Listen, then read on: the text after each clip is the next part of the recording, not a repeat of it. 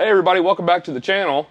Today we have the pleasure to show you the new air-assisted seat pedestal from West Marine. We partnered with them here recently, and as you can see, it makes adjusting your seat height very easy. From the factory, you do not get an adjustable seat pedestal, and that has been something people have been asking about for a long time. Well, since we've been able to partner with West Marine, we were able to find one for you. So yeah, we're excited to show you how to install it today. First thing you're going to do is you're going to remove your existing pedestal. The pedestal comes with 6 screws that are Phillips head, and they're pretty deep down in there. In our last video, we discussed how to get these out. You're going to want to use most likely an impact a drill with a number 3 Phillips head. Now this is actually extremely important. We found using a number 2, even though it fits, a lot of times these screws get stuck, and they get stuck very easily over time. So without full interaction with that Phillips head, you can very easily strip it. And we have found through our experiences with the other ones that it's very easy to do, and then you're in a little bit of trouble. So you have to figure out ways to get that fixed. But luckily this time we didn't have to worry. We used the right drill bit and we were able to get them out pretty easily. So we've already removed our existing pedestal just to save time. This is the new air-powered seat pedestal that we got. It's a great seat pedestal compared to the last one that we shot. That one's a manual. They want something that could be a little bit more automatic. We listened to what everybody was saying and we said, okay, well, let's try out the new air-powered one. So we got one and we're going to install it for you today. You can use all your existing hardware, and this one also comes with a new slide. Well, on the last one, the existing tops portion that went to your seat, you did not need. You didn't need to use it because the seat was, it didn't have any extra levers. It just went up and down manually. This one has extra levers, obviously, to make the air piston engage. So you have to change this out off the bottom of your seat. You're going to have 4 screws holding in your existing slide. These 4 screws on this one are hex head 10 millimeters. We're not sure how many different types of screws are out there at the moment, but right now this one is a 10 millimeter hex head. So one thing you want to note is after you've gotten a couple of screws out, say this is a little bit tighter up on these screws. I got decent access to them right now, but say this is in the way, you can just slide your seat base over. Once you've gotten all 4 screws out, and another note, all 4 screws will come with a washer that goes back on the screw when you put it back in. Yeah, you will reuse these, so hold on to these screws and washers. When we put them back in, we will be applying Loctite. Loctite, in case you're not sure what it is, you can pick it up from your local hardware store. Medium strength blue Loctite is what you're going to want to use. This keeps dissimilar metals from corroding together over time, especially if you're a saltwater boater. You want to make sure you put this on there thoroughly so that you don't get a stuck screw later on. Once you get all the screws out, you can remove your slide and track. You're not going to be reusing this, so you can set this aside. And you want to put on your new slide and track. One note that you want to make is that you're going to make sure your handles are facing forward. Another simple thing, but it's an easy when you're in the middle of the process, get everything backwards. So once you've got your seat base lined up on here, you want to get your, like I said, you're going to reuse your screws that you took out along with the washer. Make sure the washer's on there.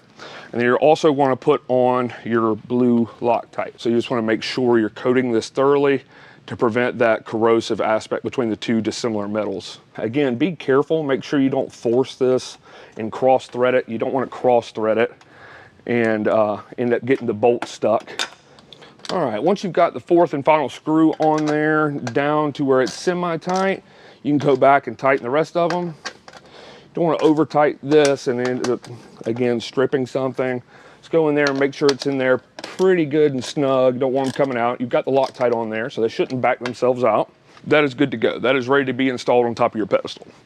So now the seat pedestal, you want to install the 6 screws in the seat pedestal. You want to follow the same thing that you just did here. Make sure you put good coating of Loctite on all the screws and make sure you line up the pedestal the correct way. Now that is another key thing that I wanted to discuss. So if you look at the pedestal here, you've got the bolt pattern in the floor.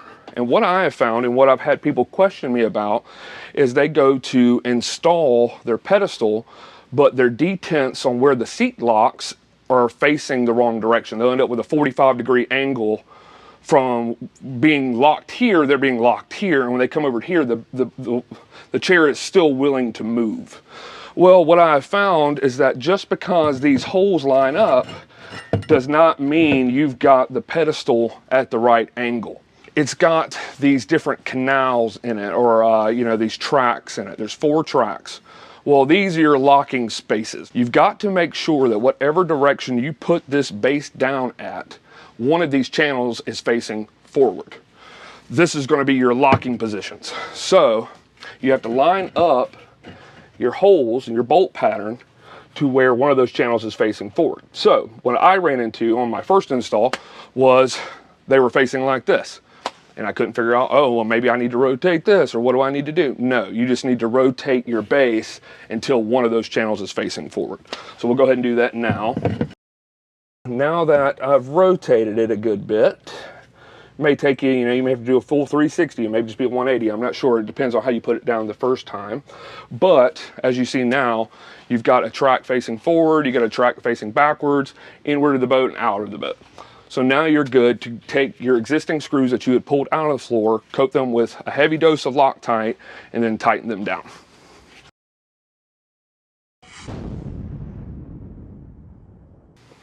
All right, so got all 6 bolts in here. Now I'm going to tighten them all down. Another quick note while I'm tightening these down. Again, this is a number 3 Phillips head in an impact drill. You're going to use this, tighten it down pretty snug here. You're going through fiberglass into an aluminum plate, through that into more fiberglass. So you're going to want to make sure you tighten this down pretty well. Don't over torque it to where you strip the head, but make sure you tighten it down pretty well. Okay, after you've got your pedestal installed, they're all tightened down. I've got my slide on the base of my seat installed. So now you want to install the seat base onto your new pedestal. Be careful with these, they're a little heavy and a little cumbersome. You're also going to loosen this knob before you put it on the pedestal. If it's tightened, it's already in the tightened position, it's not going to want to slide on very easily, so it's going to give you some trouble. So you want to make sure you loosen this. This tightens the ring inside of here onto your pedestal.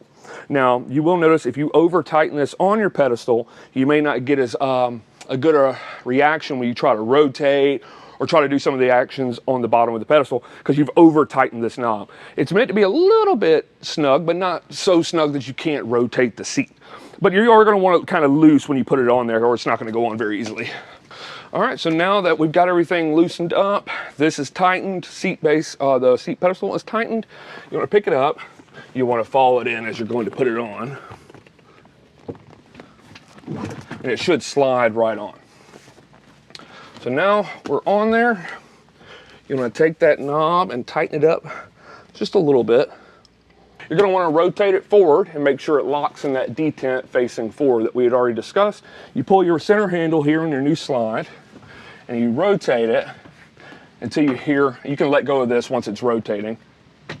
You hear that little click. So now you can test it moving it back and forth. It is in that front detent. The only way to get it to move from there is to pull that handle again. Now what I've seen is when I get off and I want it to come up, it comes up very easily. It just rides right up. But going down, I kind of have to wiggle on it a little bit to kind of get it to go down. I don't know if it's my weight or if it's just the nature of this particular air ride system, but maybe over time, it'll loosen up a little bit more. Definitely a very nice system. I mean, it goes from 14.5 inches to 20 inches in travel. So the other one was 6 inches of travel. This one's about 5.5. Still great. What you gain from this one is it's automatic versus manual. A little bit more expensive, but still, we'll put a link in the description so you can see, on our website and the price. But definitely a very, very nice system. You don't have to take it off like the manual one, where it's easier to adjust the manual one if you take the seat off of the base. But this one, very easy to adjust. I can set the height quickly. Say you switch, your wife starts driving or whoever. Very easily adjustable. Well, that is your install of your air-assisted seat pedestal. So if you like what you see, we're going to put a link to this product in the description below. So please come to our website, check it out. And if you have any questions, please hit us up in the comments. Let us know anything you may have a question about. We'd be happy to answer you, see if there's anything that we could help you out with. But again, thank you for watching this video. And if you like this one, please check this one out.